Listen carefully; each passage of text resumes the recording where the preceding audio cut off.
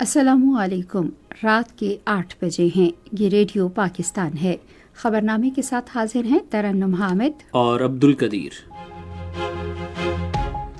پہلے اہم خبروں کا خلاصہ۔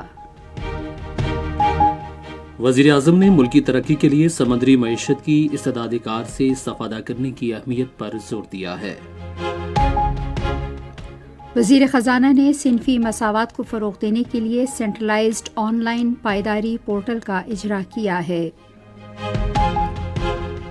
وزیر قانون اور انسانی حقوق کی پالیسی کے بارے میں میٹا گلوبل کی سربراہ نے آج اسلام آباد میں ملاقات کے دوران محفوظ ڈیجیٹل ماحول یقینی بنانے پر اتفاق کیا ہے۔ ریاستوں اور سرحدی امور کے وزیر نے کہا ہے کہ پروپیگنڈا کرنے والے مٹھی بھر افراد اپنے مذموم مقاصد کے لیے سوشل میڈیا پر نوجوانوں کو گمراہ کرنے کی کوشش کر رہے ہیں۔ وزیر تجارت نے بلوچستان کو تجارتی مرکز بنانے کے لیے اس کی استعداد کار کو بروئے کار لانے کے حکومتی عزم کا اظہار کیا ہے۔ وزیر اعلیٰ پنجاب نے صوبے میں توانائی کے بحران سے نمٹنے کے لیے مفت سولر پینل اسکیم کا آغاز کیا ہے۔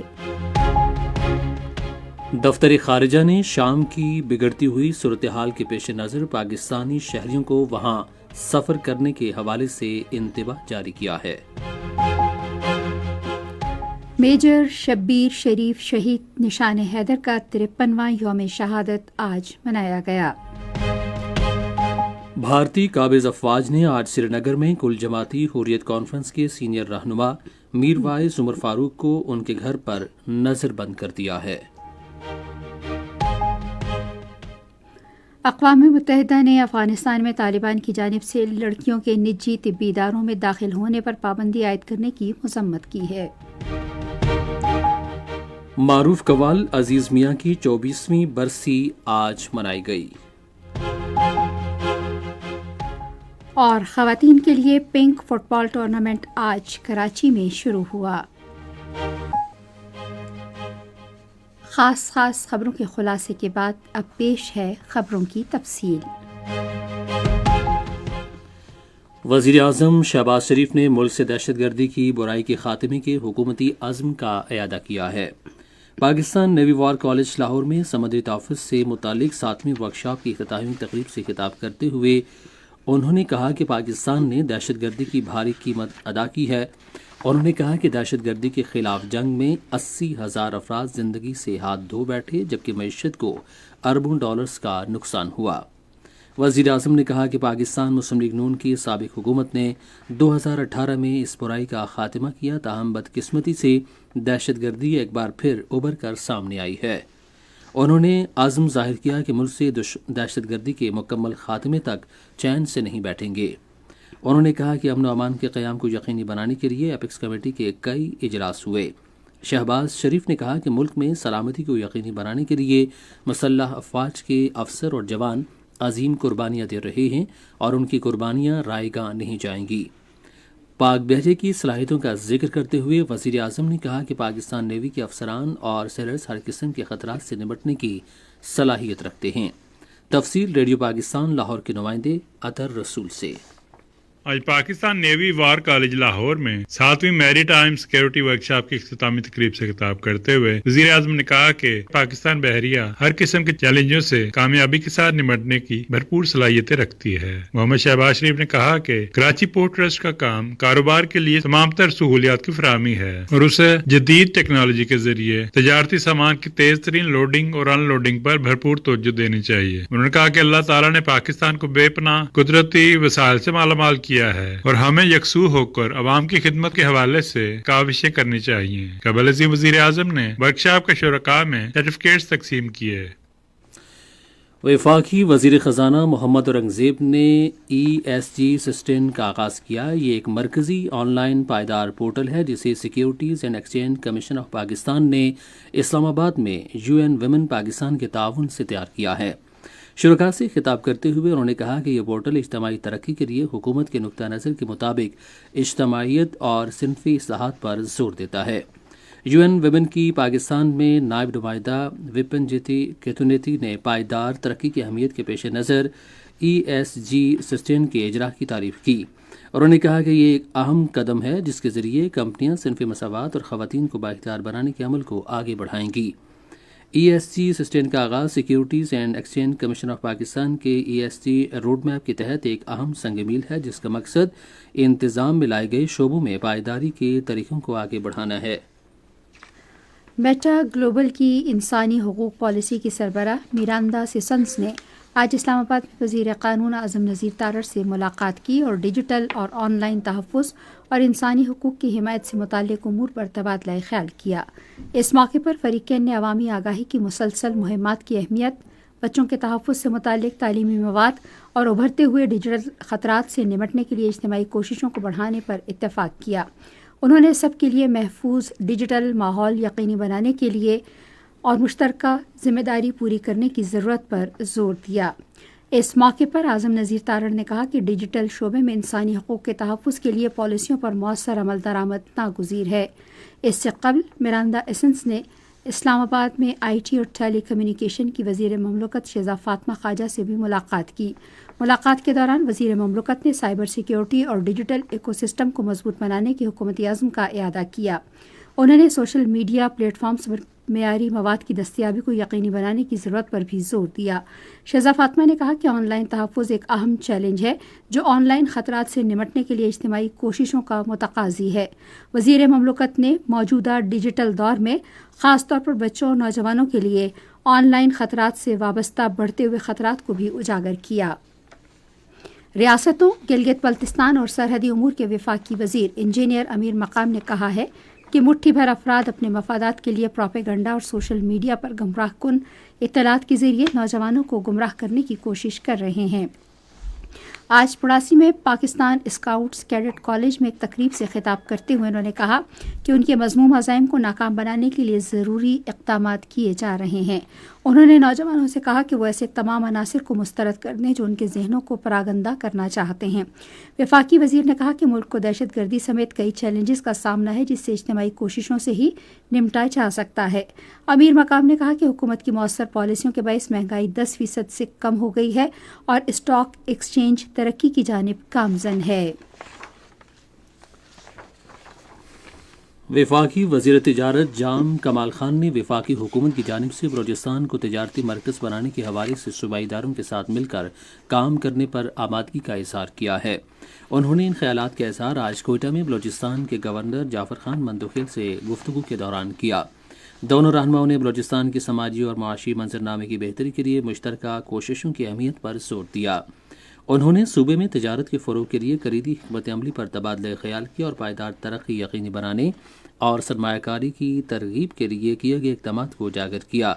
گورنر نے تجارتی سرگرمیوں کو فروغ دینے کے لیے بنیادی ڈھانچے کو بہتر بنانے اور روابط میں اضافے کے صوبائی حکومت کے عزم کا اعادہ کیا۔ یہ خبریں آپ ریڈیو پاکستان سے سن رہے ہیں۔ وزیر اعلیٰ پنجاب مریم نواز نے صوبے میں 1 لاکھ صارفین کے لیے مفت سولر پینل اسکیم کا آغاز کیا ہے۔ تفصیل ریڈیو پاکستان لاہور کے نمائندے احمد کمال سے۔ CM Punjab free solar panel scheme کا مقصد صوبے بھر کے 1 لاکھ صارفین کو مفت سولر سسٹم فراہم کرنا ہے۔ صارفین آج سے آن لائن پورٹل cmsolarscheme.punjab.gov.pk کے ذریعے یا 8800 پر SMS کے ذریعے درخواست دے سکتے ہیں۔ اس اسکیم کے تحت 100 یونٹس استعمال کرنے والے صارفین کو 550 واٹ کا سولر سسٹم اور 200 یونٹس تک کا استعمال کرنے والوں کو 1100 واٹ کا نظام فراہم کیا جائے گا۔ یہ اسکیم پنجاب کے 73 لاکھ صارفین کی مدد کی کوششوں کے حصے کے طور پر سامنے آئی ہے جو پہلے ہی بجلی پر 14 روپے فی یونٹ سبسڈی سے مستفید ہو چکے ہیں۔ افتتاحی تقریب سے خطاب کرتے ہوئے وزیر اعلیٰ پنجاب مریم نواز شریف نے کہا کہ اس اقدام کو بجلی کی زیادہ قیمتوں سے ریلیف فراہم کرنے اور وفاقی سبسڈی پر انحصار کم کرنے کے لیے ڈیزائن کیا گیا ہے۔ وزیر اعلیٰ سندھ سید مراد علی شاہ نے آئندہ مالی سال کے سالانہ ترقیاتی پروگرام کی تیاری کے لیے تفصیلی ہدایات جاری کی ہیں جس کا مقصد صوبائی ترقی کے لیے مربوط منصوبہ بندی کو یقینی بنانا ہے۔ سالانہ ترقیاتی پروگرام میں سیلاب کے بعد بحالی، سماجی اور اقتصادی ترقی اور حکومت کے وسیع تر ترقیاتی ایجنڈے کے ساتھ ہم آہنگی پر توجہ مرکوز کی جائے گی۔ سید مراد علی شاہ نے پائیدار ترقیاتی اہداف سے مطابقت رکھنے والے انتہائی اہمیت کے حامل منصوبوں کو ترجیح دینے کی بھی ہدایت کی۔ پاک فوج کے تعاون سے بڑا امن جرگہ بنو میں منعقد ہوا۔ بنو کے علماء کرام نے قیام امن اور فتنہ الخوارج کے خاتمے کے لیے پاک فوج کی مکمل حمایت کا اعادہ کیا۔ انہوں نے پاک فوج اور سیکیورٹی فورسز کی قربانیوں پر انہیں خراج تحسین پیش کیا۔ شرکاء نے تعلیم اور صحت عامہ کی بہتری، خصوصاً علاقے میں لڑکیوں کی تعلیم کے فروغ کے لیے پاک فوج کی کاوشوں کو سراہا۔ سوشل میڈیا پر اشتعال انگیز اور غلط بیانات پھیلانے پر مزید 7 افراد کے خلاف FIR درج کر لی گئی ہیں۔ ذرائع کے مطابق یہ مشتبہ افراد سوشل میڈیا کے ذریعے ملک کے خلاف پروپیگنڈے اور غلط بیانیاں پھیلانے میں ملوث تھے۔ ذرائع کا کہنا ہے کہ یہ افراد جلد گرفتار کر لیے جائیں گے اور ان کے خلاف قانونی کارروائی عمل میں لائی جائے گی۔ گزشتہ روز بھی 12 مشتبہ افراد کے خلاف مقدمہ درج کیا گیا تھا، جن کی شناخت کر لی گئی ہے۔ پاکستان ریلوے نے گزشتہ 3 برسوں کے دوران ٹرینوں کی تاخیر سے روانگی پر مسافروں کو 38 کروڑ روپے واپس کیے ہیں۔ پاکستان ریلوے کے ایک عہدیدار کے مطابق ٹرینوں کی تاخیر سے روانگی کے بارے میں مسافروں کو SMS کے ذریعے پہلے سے آگاہ کیا جاتا ہے۔ انہوں نے بتایا کہ روانگی اسٹیشن سے ٹرینوں کی 6 گھنٹے سے زائد تاخیر پر مسافروں کو پورا کرایہ واپس کیا جاتا ہے۔ انہوں نے بتایا کہ کسی رکاوٹ کی صورت میں مسافروں کو متبادل راستے یا محکمے کی طرف سے انتظام کردہ سڑک کے راستے لے جایا جاتا ہے۔ وزارت خارجہ نے پاکستانی شہریوں کے لیے شام کی بگڑتی ہوئی صورتحال کے پیش نظر شام کے سفر کے لیے ایڈوائزری جاری کی ہے۔ وزارت خارجہ نے شام میں حالیہ پیش رفت اور تبدیل ہوتی ہوئی صورتحال کے باعث پریس ریلیز میں کہا کہ پاکستانی شہری حالات بہتر ہونے تک شام کا غیر ضروری سفر کرنے سے گریز کریں۔ شام میں پہلے سے موجود پاکستانی شہریوں سے کہا گیا ہے کہ وہ انتہائی محتاط رہیں اور دمشق میں پاکستانی سفارت خانے سے رابطے میں رہیں۔ دفتر خارجہ نے سفارت خانے سے رابطے کی تفصیلات بھی فراہم کر دی ہیں۔ پاکستانی شہری شام میں پاکستان کی سفارت خانے کے واٹس ایپ نمبر 009639013892 اور دوسرا نمبر 00963987127822 یا ای میل کے ذریعے parep@mofa.gov.pk پر رابطہ کر سکتے ہیں۔ بیرون ملک مقیم پاکستانیوں کی وزارت کی اوورسیز امپلائمنٹ کارپوریشن تعمیراتی شعبے میں بحرین کو ہنرمند اور غیر ہنرمند افرادی قوت فراہم کرے گی۔ محکمے کے ایک عہدیدار کے مطابق OEC اس سلسلے میں رواں ماہ کی 18 تاریخ تک ملک بھر سے دلچسپی رکھنے والے امیدواروں سے دستاویزات جمع کر رہی ہے۔ انہوں نے کہا کہ OEC دنیا کے تقریباً 40 ممالک کو ہنرمند افرادی قوت مہیا کرتی ہے۔ انہوں نے مزید کہا کہ امیدوار OEC کی ویب سائٹ www.oec.gov.pk کے ذریعے ملازمتوں کے لیے درخواستیں دے سکتے ہیں، جبکہ UAN نمبر 0311001162 یا ای میل helpdesk@oec.gov.pk کے ذریعے بھی معلومات حاصل کر سکتے ہیں۔ میجر شبیر شریف شہید نشان حیدر کا 53واں یوم شہادت آج منایا جا رہا ہے۔ 1971 کی پاک بھارت جنگ کے دوران میجر شبیر شریف کو سلمان کی ہیڈ ورکس کے ذریعے کے نزدیک دفاعی اعتبار سے انتہائی اہم حصے کا دفاع کرنے کی ذمہ داری سونپی گئی۔ 5 اور 6 دسمبر کی رات انہوں نے دو بدو لڑائی میں بے مثال جرأت اور بہادری کا مظاہرہ کرتے ہوئے فورٹ جیٹ ریجمنٹ کے بھارتی company commander major Narayan Singh کو واصل جہنم کیا۔ انہوں نے پیش قدمی کرتے ہوئے دشمن کے ٹینک تباہ کیے اور اس کے جوابی حملوں کو ناکام بنا دیا۔ دشمن کے حملوں کے خلاف وطن عزیز کا کامیابی سے دفاع کرتے ہوئے میجر شبیر شریف شہید نے 1971 میں آج ہی کے روز شہادت پائی۔ ادھر میجر شبیر شریف شہید کو خراج عقیدت پیش کرنے کے لیے آج لاہور کے میانی صاحب قبرستان میں ایک تقریب کا اہتمام کیا گیا۔ General officer commanding Lahore major general Rao Imran Sartaj نے شہید کے مزار پر حاضری دی، پھولوں کی چادر چڑھائی اور ملک کی سلامتی اور خوشحالی کے لیے دعا کی۔ تقریب میں میجر شبیر شریف کی ہمشیرہ، قریبی عزیز و اقارب اور سول اور فوجی حکام نے شرکت کی۔ قومی ہیرو کو خراج عقیدت پیش کرنے کے لیے پاک فوج کے چاق و چوبند دستے نے گارڈ آف آنر بھی پیش کیا۔ صدر آصف علی زرداری اور وزیر اعظم شہباز شریف نے میجر شبیر شریف شہید کے 53ویں یوم شہادت پر انہیں خراج عقیدت پیش کیا ہے۔ اپنے الگ الگ پیغامات میں انہوں نے میجر شبیر شریف شہید کی جرأت و بہادری کی تعریف کی۔ صدر نے کہا کہ پوری قوم کو میجر شبیر شریف جیسے بہادر افسروں پر فخر ہے اور وہ تمام شہداء کی قربانیوں کا اعتراف کرتی ہے جنہیں کبھی فراموش نہیں کیا جا سکتا۔ اپنے بیان میں وزیر اعظم شہباز شریف نے کہا کہ میجر شبیر شریف شہید نے مادر وطن کے دفاع کے لیے جس جرأت کا مظاہرہ کرتے ہوئے اپنی جان کی قربانی دی وہ آئندہ نسلوں کے لیے شاندار مثال ہے۔ انہوں نے کہا کہ قوم وطن عزیز کے دفاع کے لیے اپنی جانیں قربان کرنے والے پاک فوج کے غیور اور بہادر جوانوں کی قربانیوں کو ہمیشہ یاد رکھے گی۔ یہ خبریں ریڈیو پاکستان سے نشر کی جا رہی ہیں۔ پاکستان میں بنگلہ دیش کے deputy high commissioner S M Mahbub ul Alam نے کہا ہے کہ دونوں ممالک کے درمیان پروازوں کا سلسلہ جلد بحال ہو جائے گا۔ ایک بیان میں انہوں نے کہا کہ پاکستان اور بنگلہ دیش کے درمیان براہ راست پروازیں بحال ہونے سے دونوں ملکوں کے تجارتی تعلقات کو فروغ حاصل ہوگا۔ بنگلہ دیش کے ڈپٹی ہائی کمشنر نے کہا کہ حیدرآباد کے چھوٹے تاجروں اور صنعتوں کے ایوان کے تعاون سے اگلے ماہ درآمد اور برآمد کنندگان کے لیے نمائش کا انعقاد کیا جائے گا۔ کاروباری ماہرین کا کہنا ہے کہ پاکستان اور بنگلہ دیش کے درمیان دو طرفہ تعلقات کی بہتری سے دونوں ملکوں میں تجارتی حجم میں اضافہ ہوگا۔ پاکستان اور بنگلہ دیش کے درمیان تجارتی تعلقات اور براہ راست پروازیں بہت عرصے سے معطل ہیں، تاہم اب بنگلہ دیش میں نئی عبوری حکومت کے قیام کے بعد دونوں ملکوں میں خوشگوار تبدیلی دیکھی گئی ہے۔ بھارت کے غیر قانونی زیر قبضہ جموں کشمیر میں کل جماعتی حریت کانفرنس نے تنازع کشمیر کے حوالے سے بھارت کی فوجی حکمت عملی کی مذمت کرتے ہوئے کہا ہے کہ تنازع کشمیر خالصتاً ایک سیاسی مسئلہ ہے جسے حق خود ارادیت کی فراہمی کے ذریعے حل کرنے کی ضرورت ہے۔ کشمیر میڈیا سروس کے مطابق کل جماعتی حریت کانفرنس کے ترجمان عبدالرشید منہاس نے کہا کہ سری نگر میں حریت کانفرنس کے ایک اجلاس میں کہا گیا کہ کشمیریوں کی اپنے ناقابل تنسیق حق کے خود ارادیت کے لیے دی گئی بے مثال قربانیوں کو عصر حاضر کی آزادی کی تحریکوں میں نمایاں مقام حاصل ہے۔ انہوں نے کہا کہ ایک چھوٹی سی آبادی بھارت کی 10 لاکھ سے زائد قابض فورسز کے محاصرے میں ہے، جو ایک سنگین معاملہ ہے، اور کشمیر کے حوالے سے اقوام متحدہ کی سلامتی کونسل کی قراردادوں کی روشنی میں فوری توجہ اور ضروری قانونی کارروائی کا متقاضی ہے۔ اجلاس میں بھارت اور مقبوضہ جموں کشمیر کی مختلف جیلوں میں قید حریت رہنماؤں، کارکنوں اور صحافیوں کی مسلسل غیر قانونی حراست پر بھی تشویش کا اظہار کرتے ہوئے ان کی فوری رہائی پر زور دیا گیا۔ ادھر مقبوضہ جموں کشمیر کی انتظامیہ نے آج کل جماعتی حریت کانفرنس کے سینئر رہنما میر وائس عمر فاروق کو ان کے گھر میں نظر بند کر دیا۔ حکام نے انہیں سری نگر کی تاریخی جامع مسجد میں نماز جمعہ کی ادائیگی سے روکنے کے لیے گھر میں نظر بند کیا۔ دوسری جانب بھارتی حکام نے مقبوضہ وادی کے اضلاع بارہمولہ، شوپیاں اور سری نگر کے مزید 4 رہائشیوں کی املاک قبضے میں لے لی ہیں۔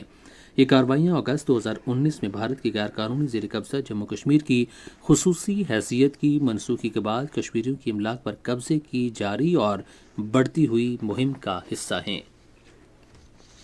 اقوام متحدہ کے انسانی حقوق کے ادارے OHCHR نے افغانستان میں طالبان کی جانب سے خواتین اور لڑکیوں کو نجی میڈیکل اداروں میں داخل ہونے سے روکنے کے بارے میں نئی پابندی عائد کرنے کی مذمت کی ہے۔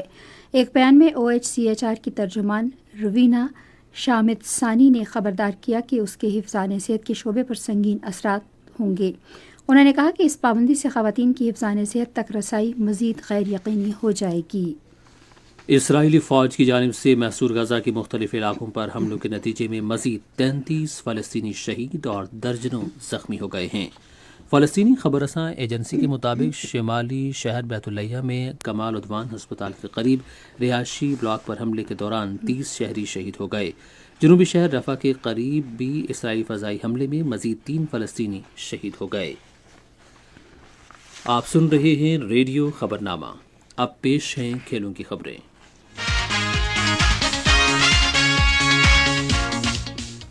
کھیلوں میں ذکر سب سے پہلے کرکٹ کا۔ انڈر-19 ایشیا کپ کرکٹ ٹورنامنٹ کا فائنل اتوار کو دبئی میں بھارت اور بنگلہ دیش کے درمیان کھیلا جائے گا۔ ٹورنامنٹ کے دونوں سیمی فائنل آج کھیلے گئے۔ دبئی میں پہلے سیمی فائنل میں بنگلہ دیش نے پاکستان کو 7 وکٹوں اور شارجہ میں دوسرے سیمی فائنل میں بھارت نے سری لنکا کو 7 وکٹوں سے ہرایا۔ انٹرنیشنل کرکٹ کونسل نے نومبر کے پلیئر آف منتھ ایوارڈ کے لیے نامزدگیوں کا اعلان کر دیا ہے۔ ان نامزدگیوں میں پاکستان کے فاسٹ باؤلر حارث رؤف، جنوبی افریقہ کے آل راؤنڈر مارکو جینسن اور بھارت کے باؤلر جسپریت بمراہ شامل ہیں۔ حارث رؤف نے نومبر میں 18 وکٹیں حاصل کیں اور آسٹریلیا کے خلاف ایک روزہ بین الاقوامی میچوں کی سیریز میں پاکستان کی تاریخی فتح میں اہم کردار ادا کیا۔ انہوں نے ایک روزہ بین الاقوامی میچوں کی سیریز میں 10 وکٹیں، T20 سیریز میں 5 اور زمبابوے کے خلاف ایک روزہ بین الاقوامی میچوں کی سیریز میں 3 وکٹیں حاصل کیں۔ پاکستان پیپلز پارٹی کے چیئرمین بلاول بھٹو زرداری نے آج کراچی میں لیاری انٹرنیشنل فٹ بال گراؤنڈ پر خواتین کے سندھ پنک فٹ بال ٹورنامنٹ کا افتتاح کیا۔ اس موقع پر اظہار خیال کرتے ہوئے بلاول بھٹو زرداری نے کہا کہ ملک کے نوجوانوں خصوصاً خواتین کو کھیلوں کی سہولیات فراہم کرنا محترمہ بے نظیر بھٹو کا ویژن تھا۔ انہوں نے امید ظاہر کی کہ صوبہ سندھ کے خواتین دنیا بھر کے مختلف کھیلوں کے مقابلوں میں ملک کی نمائندگی کریں گی۔ ریڈیو پاکستان کراچی کے نمائندے جاوید سمیجو نے اطلاع دی ہے کہ ٹورنامنٹ میں صوبے کے مختلف اضلاع سے 16 ٹیمیں اور 320 کھلاڑی حصہ لے رہے ہیں۔ 37ویں قومی روئنگ چیمپئن شپ آج لیک ویو اسلام آباد میں شروع ہوئی۔ چیمپئن شپ میں 14 مقابلے ہوں گے جہاں مرد اور خواتین کی ٹیمیں اپنی اپنی صلاحیتوں کا مظاہرہ کریں گی۔ 3 روزہ ایونٹ کھیلوں کی ترقی اور نوجوانوں کو عالمی سطح پر کامیابی کے مواقع فراہم کرنے کے لیے پاکستان کے عزم کی عملی عکاسی کرتا ہے۔ یہ تھیں اس وقت تک کی کھیلوں کی خبریں۔ آپ سن رہے ہیں ریڈیو خبرنامہ اور اس وقت شامل کرتے ہیں تجارتی خبریں۔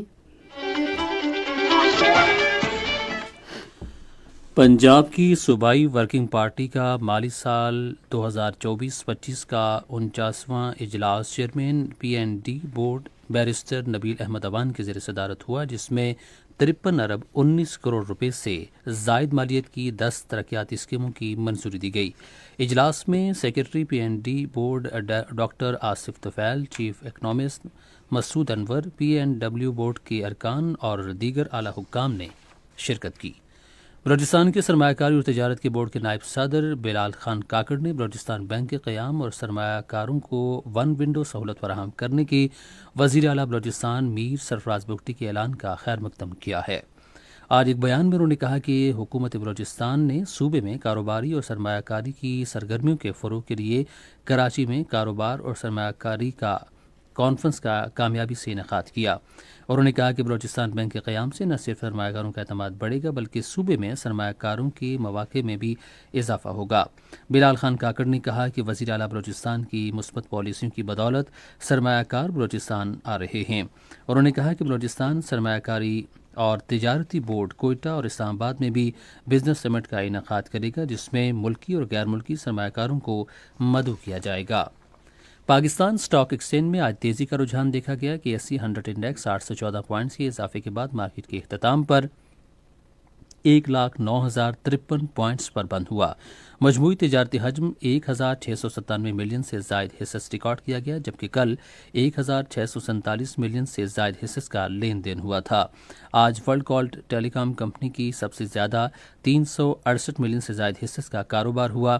آج مجموعی طور پر 468 کمپنیز کے حصص کا لین دین ہوا، جس میں سے 233 کے حصص کی قیمتوں میں اضافہ، 200 میں کمی، جبکہ 35 کمپنیز کے حصص کی قیمتوں میں استحکام دیکھا گیا۔ نیشنل بینک کے اعلان کے مطابق روپے اور دیگر غیر ملکی کرنسیوں کے درمیان شرح تبادلہ یہ رہی: امریکی ڈالر قیمت خرید 277 روپے 85 پیسے، قیمت فروخت 278 روپے 35 پیسے، پاؤنڈ اسٹرلنگ 354 روپے 17 پیسے، 354 روپے 81 پیسے، یورو 293 روپے 80 پیسے، 294 روپے 33 پیسے، سعودی ریال 73 روپے 96 پیسے، 74 روپے 9 پیسے، جبکہ UAE درہم قیمت خرید 76 روپے 15 پیسے، جبکہ قیمت فروخت 76 روپے 29 پیسے۔ آج کراچی میں 10 گرام سونے کی قیمت 2,41,559 روپے رہی۔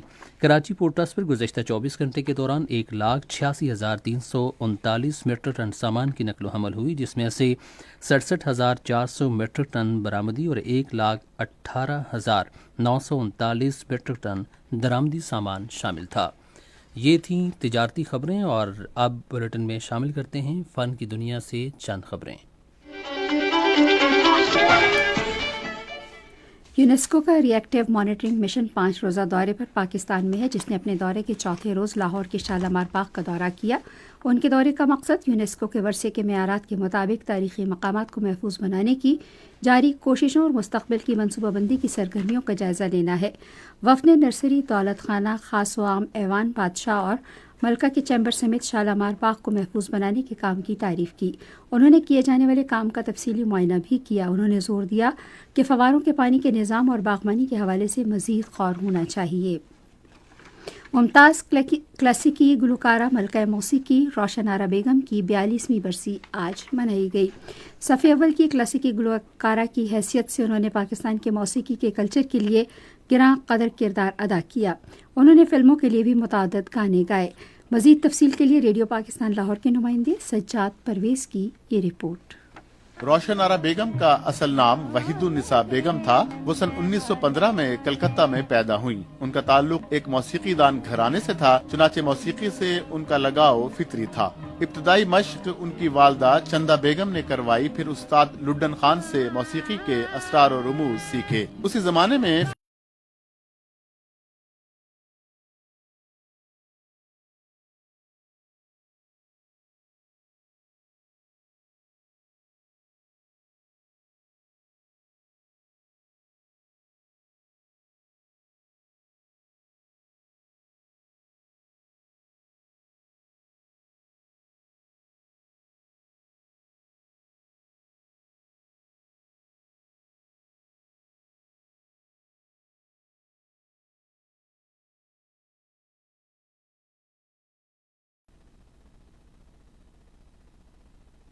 علی کے منفرد انداز میں غزلیں گانے کی وجہ سے شہرت حاصل ہوئی. حکومت پاکستان نے ان کی خدمات کے اعتراف میں 1989 میں انہیں تمغہ حسن کارکردگی سے نوازا. عزیز میاں قوال سن 2000 میں آج ہی کے روز ملتان میں انتقال کر گئے. ساحلی شہر گوادر میں ایک تعلیمی گالا کا انعقاد کیا گیا جس میں 50 سے زائد تعلیمی اداروں نے شرکت کی. 3 روزہ گالا میں بچوں نے اپنے فن کا مظاہرہ کیا. گالا کا موضوع سرسبز گوادر تھا جس میں موسمیاتی تبدیلی سے متعلق آگاہی پیدا کی گئی. فن کی دنیا سے فی الوقت اتنا ہی اور اب چلتے ہیں سائنس کی دنیا میں. چین نے اپنے 5G نیٹ ورکنگ کو 5G میں بدلنے اور 6G سے متعلق تحقیق کو فروغ دینے سمیت ملک کے ڈیٹا انفراسٹرکچر کو بہتر بنانے کے منصوبے کا اعلان کر دیا ہے.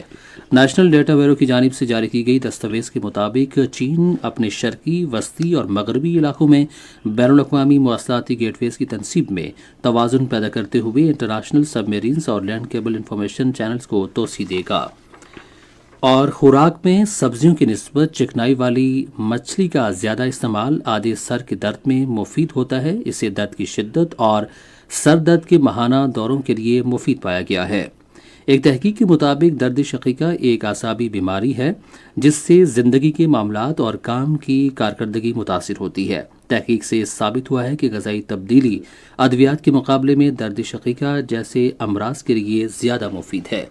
یہ تھیں سائنس کی دنیا سے چند خبریں. موسم کی تازہ ترین صورتحال جانتے ہیں ماہر موسمیات عبدالشکور سے. موسم کے تازہ ترین صورتحال کے مطابق ملک کے بیشتر علاقوں میں موسم سرد اور خشک جبکہ بالائی علاقوں میں شدید سرد ہے.